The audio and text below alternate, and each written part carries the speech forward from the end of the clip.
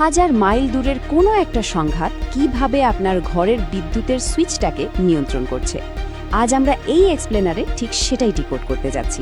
Global conflict, energy shortage আর আমাদের পাওয়ার গ্রিডের এই অদৃশ্য সুতোটার গল্পটা আসলেই চমকে দেওয়ার মতো। চলুন শুরু করা যাক। পুরো বিষয়টা ভালোভাবে বুঝতে আমরা মূলত 5টা বিষয় নিয়ে কথা বলবো। হরমুজ প্রণালীর সেই বিশাল ধাক্কা, বিশ্বজুড়ে জ্বালানির ওপর এর চেইন রিয়াকশন, আমাদের নিজস্ব পাওয়ার গ্রিডের উপর প্রবল চাপ, খনিজ সম্পদের চরম সংকট এবং সবশেষে নতুন এক ধরনের এনার্জি ন্যাশনালিজমের উত্থান।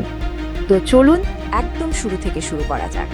2026 সালের ইরান যুদ্ধের সময় বিশ্বের জ্বালানি বাজারের ভিত কিভাবে কেঁপে উঠেছিল সেই প্রথম ধাক্কাটা একটু দেখে নিই। এই 20% সংখ্যাটা দেখতে খুব সাধারণ মনে হতে পারে, তাই না? কিন্তু অবিশ্বাস্য হলেও সত্যি, এই একটা মাত্র সংখ্যাই বুঝিয়ে দিচ্ছে হরমুজ প্রণালী বন্ধ হওয়ার পর বিশ্বব্যাপী তেলের বাণিজ্যের ঠিক কত বিশাল একটা অংশ রাতারাতি হাওয়া হয়ে গিয়েছিল। এটা কোনো সাধারণ ঘটনা ছিল না। কিভাবে একটা স্থানীয় সংঘাত চোখের পলকে ইতিহাসের সবচেয়ে বড় গ্লোবাল ক্রাইসিসের রূপ নিল, তার একটা দারুণ টাইমলাইন এটা। খেয়াল করে দেখুন, 2 মার্চ ব্রেন্ট ক্রুডের দাম এক লাফে 10 থেকে 13% বেড়ে গেল। পরের দিনই কাতার এনার্জির ফোর্স মেজর ঘোষণা, আর কিছুদিন পরে তাদের এলএনজি কমপ্লেক্সে সরাসরি হামলা। এমনকি যখন যুদ্ধবিরতি হলো তখনও কিন্তু জাহাজের চলাচল স্বাভাবিক হয়নি। মানে বড়সড় একটা ঝড়ের পূর্বাভাস মাত্র শুরু হয়েছিল। আর ঠিক এখান থেকেই শুরু হলো দ্বিতীয় পর্যায়। এই লোকাল সংঘাতটা সীমানা পেরিয়ে কিভাবে একটা আন্তর্জাতিক সাপ্লাই চেইন বা সরবরাহ সংকটের রূপ নিল, চলুন সেটাই দেখি। সংকটের ঢেউগুলো বলতে গেলে দাবানলের মতো ছড়িয়ে পড়েছিল। একবার ভাবুন, এশিয়ার দেশগুলো তাদের তেল আমদানির 75% উৎসই হারিয়ে ফেলল। সারের অন্যতম উপাদান গ্লোবাল ইউরিয়া সাপ্লাইয়ের 30% আটকে যাওয়ায় খাদ্য নিরাপত্তায় বিশাল একটা ধাক্কা লাগলো। আর পর্যাপ্ত জেট ফুয়েলের অভাবে এয়ারলাইন্সগুলো একের পর এক ফ্লাইট বাতিল করতে বাধ্য হলো। মানে পুরো বিশ্বের চাকা যেন হঠাৎ করেই থমকে দাঁড়ালো। এর সবচেয়ে ভয়াবহ রূপটা দেখল সেই দেশগুলো যাদের নিজস্ব কোনো মজুদ ছিল না। ফিলিপিনের কথা যদি ধরি, তারা মধ্যপ্রাচ্যের তেলের ওপর 98% নির্ভরশীল ছিল। পরিস্থিতি এতটাই নিয়ন্ত্রণের বাইরে চলে যায় যে তাদের রীতিমতো জাতীয় জ্বালানি জরুরি অবস্থা বা ন্যাশনাল এনার্জি ইমার্জেন্সি ঘোষণা করতে হয়েছিল। এখন স্বাভাবিকভাবেই একটা প্রশ্ন মাথায় আসতে পারে, রাইট?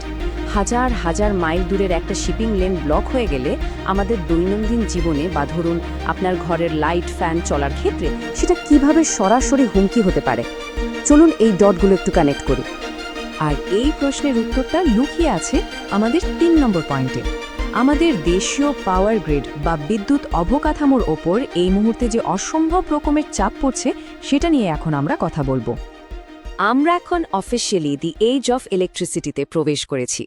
ইন্টারন্যাশনাল এনার্জি এজেন্সির ডেটা আমাদের একটা স্পষ্ট চিত্র দেয়। আমাদের সামগ্রিক জ্বালানি ব্যবহারের চেয়ে বিদ্যুতের চাহিদা এখন অনেক গুণ দ্রুত বাড়ছে। আর এর পেছনের সবচেয়ে বড় কারণ কি জানেন? আর্টিফিশিয়াল ইন্টেলিজেন্স বা এআই এর অভাবনীয় বিস্তার। সিরিয়াসলি, পাওয়ার গ্রিডগুলো এখন রীতিমতো ধুঁকছে। শুধুমাত্র ডেটা সেন্টারগুলোই আমেরিকা এবং ইউনাইটেড কিংডমের মতো দেশে জাতীয় বিদ্যুৎ সরবরাহের প্রায় 6% একাই টেনে নিচ্ছে। আর সবচেয়ে অদ্ভুত স্ট্যাটিস্টিকটা খেয়াল করেছেন? আমেরিকায় ডেটা সেন্টারগুলোতে যে পরিমাণ বিদ্যুৎ ব্যবহার হয় তার 13%ই স্রেফ নষ্ট হচ্ছে অব্যবহৃত বা জম্বি অ্যাপের পেছনে।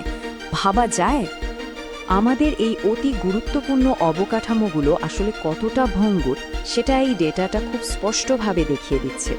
2023 সালে জ্বালানি সরবরাহ ব্যাহত হওয়ার কারণে 20 কোটিরও বেশি পরিবার বিপদে পড়েছিল। বুঝতে পারছেন তো, এই সাপ্লাই চেইন একবার ব্রেক করলে তার ইম্প্যাক্ট কতটা ভয়ঙ্কর হতে পারে। এখন অনেকের মনে হতে পারে, আরে জীবাশ্ম জ্বালানি বা ফসিল ফিউয়েল থেকে সরে গেলেই তো সব সমস্যার সমাধান। ওয়েল, গ্রিন টেকনোলজির ভেতরের ভূরাজনৈতিক গল্পটা কিন্তু সম্পূর্ণ ভিন্ন। সত্যি বলতে, আমরা মূলত আমাদের পুরনো নির্ভরতাটা জাস্ট একটু বদলে নিচ্ছি। আগে আমরা মধ্যপ্রাচ্যের তেলের উপর নির্ভরশীল ছিলাম, আর এখন আমরা বিদেশি খনিজ পরিশোধন এবং ইম্পোর্ট করা ব্যাটারি প্রযুক্তির উপর নির্ভরশীল হয়ে পড়ছি। বিশেষ করে চীনের CATL কোম্পানির মতো ব্যাটারি জায়ান্টগুলোর উপর আমাদের নির্ভরতা মারাত্মকভাবে বাড়ছে। এখানে সমস্যার আসল গভীরতাটা আন্দাজ করতে পারবেন। উইন্ড টারবাইন বা ডিফেন্সের ইলেকট্রনিক্সে যে রেয়ার আর্থ মিনারেলগুলো লাগে তার প্রসেসিং ক্যাপাসিটি প্রায় 85 থেকে 90% এককভাবে চীনের হাতে। বাকি পুরো পৃথিবী মিলে মাত্র 10 থেকে 15%। এটা রীতিমতো মাইন্ড ব্লোয়িং। এখান থেকে সবচেয়ে বড় যে বিষয়টা আমাদের মাথায় রাখতে হবে তা হল পশ্চিমা দেশগুলো এই রেসে অনেক বছর পিছিয়ে আছে। এই নির্ভরতা রাতারাতি কাটানো কোনোভাবেই সম্ভব না, কারণ নিজস্ব মিত্রদের নিয়ে রিফাইনিং ইনফ্রাস্ট্রাকচার তৈরি করাটা চরম লেভেলের সময় সাপেক্ষ এবং অসম্ভব ব্যয়বহুল একটা কাজ। আর এই এতগুলো বহুমুখী সংকট মিলে জন্ম দিচ্ছে সম্পূর্ণ নতুন একটা মতাদর্শের। আমাদের শেষ সেকশনে আমরা এই নতুন জ্বালানি জাতীয়তাবাদ বা নিউ এনার্জি ন্যাশনালিজম নিয়েই কথা বলবো। সহজ কথায় বলতে গেলে জ্বালানি এখন আর শুধু কেনাবেচার কোনো পণ্য নেই, এটা এখন সরাসরি জাতীয় নিরাপত্তার সবচেয়ে বড় অস্ত্রে পরিণত হয়েছে। জলবায়ু রক্ষা বা বিশ্বব্যাপী কোঅপারেশনের চেয়েও দেশগুলো এখন নিজেদের এনার্জি সিকিউরিটি আর সম্পদ নিয়ন্ত্রণকে সবার উপরে জায়গা দিচ্ছে। সরকারগুলো এখন অ্যাক্টিভলি এই পলিসি বাস্তবায়ন করছে। তারা খনি, প্রাকৃতিক সম্পদ, পাওয়ার গ্রিড, এমনকি সাইবার নেটওয়ার্কগুলোকে একটা ঐক্যবদ্ধ নিরাপত্তা বলয়ের ভেতরে নিয়ে আসছে। কোথায় ইনভেস্টমেন্ট হবে সেটাও তারা দেশের স্বার্থ অনুযায়ী ডিকটেট করছে। ইন্টারন্যাশনাল এনার্জি এজেন্সির প্রধানের এই কথাটা বর্তমান পরিস্থিতিকে একদম পারফেক্টলি সামারাইজ করে। যখন ট্র্যাডিশনাল জ্বালানির ঝুঁকিগুলো আমাদের এই মডার্ন প্রযুক্তির ভঙ্গুরতার সাথে এসে ধাক্কা খায়, তখন আমরা মুখোমুখি হই ইতিহাসের সবচেয়ে বড় বৈশ্বিক জ্বালানি নিরাপত্তার চ্যালেঞ্জের।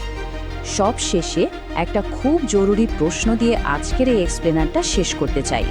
আমরা এই যে একটা সবুজ এবং AI নির্ভর ভবিষ্যতের দিকে এগিয়ে যাচ্ছি, আমরা কি সত্যিই জ্বালানি স্বাধীনতা অর্জন করছি, নাকি শুধু একটা অদৃশ্য ভূরাজনৈতিক সুতো গলা থেকে খুলে নতুন আরেকটা সুতো জড়াচ্ছি?